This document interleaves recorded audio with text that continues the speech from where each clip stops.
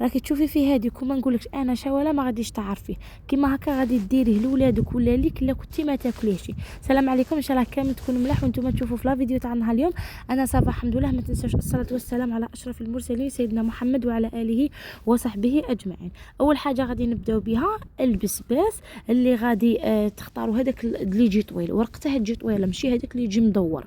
صايب هذه الطريقه اللي غادي نقولها لكم، شوفوا والله ما تعرفوه يجي بزاف يجي بزاف بنين. سورتو الدراري لما كانوش ياكلوه ولا تقدري ديريه بهذه الطريقه ما يعرفوهش وانت ما تقولي لهمش ما غاديش يعرفوه باللي هذا بسباس. كيما هكا كيما انا خوتي ما ياكلوهش. كيما هكا نقلع الوراقه كيما راكم تشوفوا هذاك الوسطاني ندير به حريره ولا كاش حاجه ما ترموش، بصح هذوك الاغصان هذوك ما نسحقوهمش. كيما هكا نغسلها مليح ونخليه على جهه كيما هكا. نروحوا للحشو اللي غادي نسحق فيه 2 حبات تاع البصل يكونوا متوسطين، ونسحقوا نص صدر تاع الدجاج، ولا تقدروا تكثروا وتنقصوا على حسب افراد العائله. لهنايا البصل انا كنت غادي ندير مرقه معاه، من بعد ما كنتش غايه ما درتش مرقه معاه. كما درت لهنايا شويه تاع الزروديه. قليت الزروديه هي الاولى باسكو الزروديه تشد في الطياب كما راكم عارفين، تشد شويه في الطياب. قليتها مليح بشويه تاع الملح باش بديت نضيف عليها البصل. بعد ما قليت بهذه الطريقه زدت لها البصل واحد وثاني، قليتها مع هذاك البصل ثاني. هذاك البصل طلق الماء وزاد نشف وقلا صيطاب.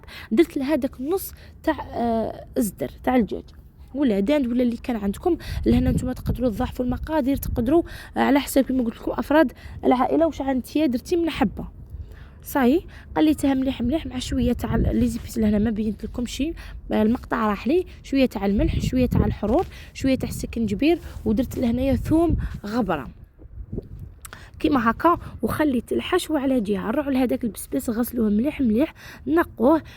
ديروه في كسكس، فوروه. من المستحسن انكم تفوروه، ما ديروش يطبخ غادي كاع يترغدن ويتكسر، وحنا ما نسحقوش كيما هكا. نديروا شويه تاع الماء وتغموه وتخلوه يطيب كيما هكا.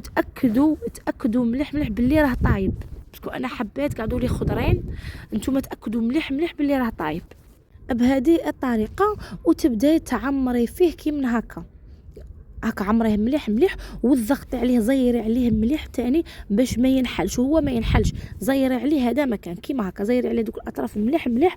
ومن بعد تقدروا لهنايا تفوتوه في البيض، من بعد في الفرينه، من بعد في البيض، بعد في لاشابلور ولا بغيتوه مقلمش كتر. صاي انا فوتته غير في البيض وزدت فوتته في لاشابلور هذا مكان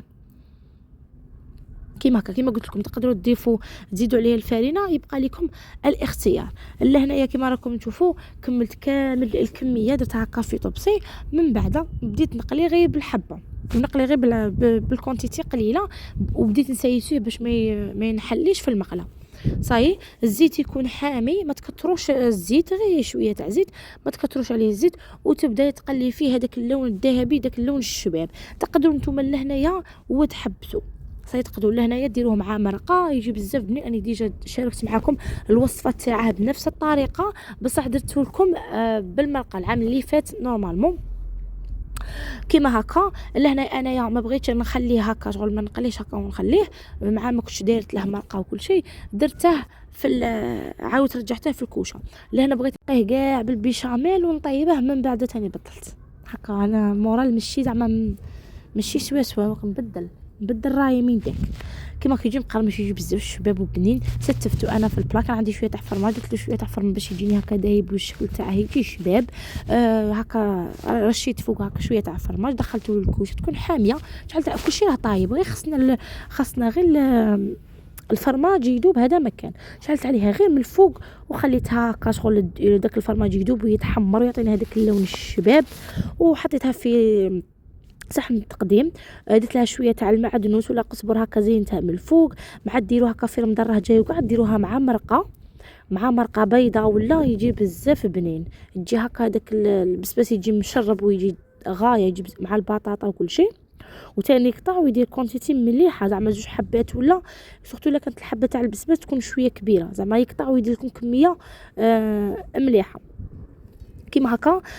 دخلت للفوق كيما قلت لكم، ولا هنايا كنت جبدته. شوفوا كيفاش يجي هكا مفرمج ويجي بزاف بنين. تقدروا ديروه تعمروه تاني بالفرماج من الداخل الا كان كاين وكان متوفر، ويجي بزاف بنين.